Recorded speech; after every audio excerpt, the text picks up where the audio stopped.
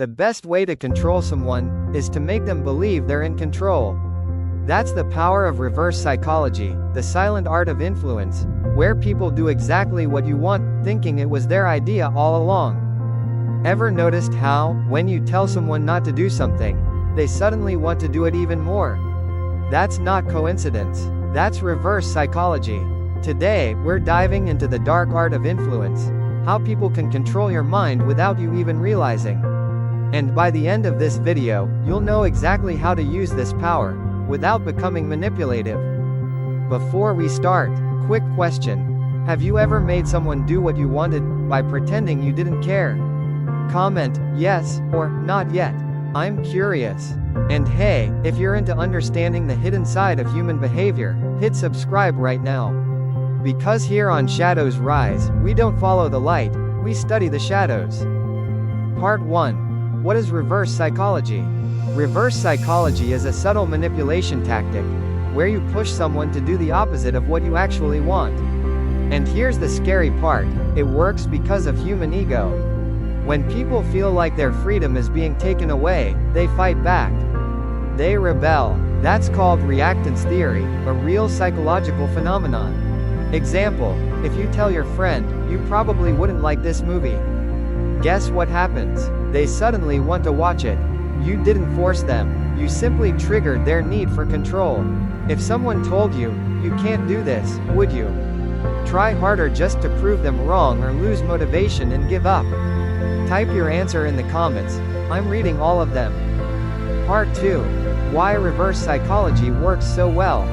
People hate being controlled, but here's the irony, the best control feels like freedom.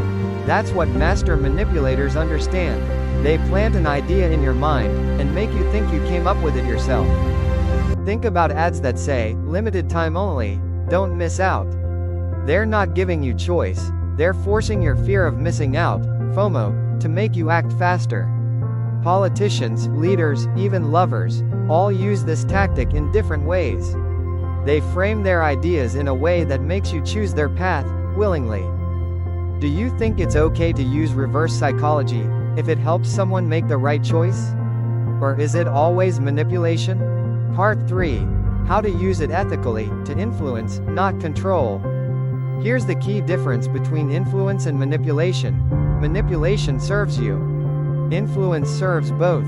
So if you're a parent, a leader, or someone trying to inspire others, use reverse psychology to unlock behavior, not to deceive. Example, instead of saying, you have to study tonight, say, you probably won't feel like studying tonight, right? You just flipped the power dynamic. Now their brain wants to prove you wrong. If you're enjoying how deep this gets, drop a black heart in the comments. It tells me you're one of the few people who actually think deeper than average. Part 4. The dark side, when reverse psychology turns dangerous. Here's the dark truth most people ignore. Reverse psychology can destroy relationships if used wrong. Because it builds confusion and emotional distrust. You can make someone do what you want, but you can't make them trust you again. Master influencers never overuse it. They just plant one small seed, and let silence do the rest. That's real power. Most people try to change others with force. But the smart ones influence without ever raising their voice.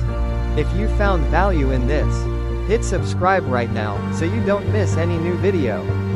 Until then, stay aware, stay sharp, and keep rising through the shadows.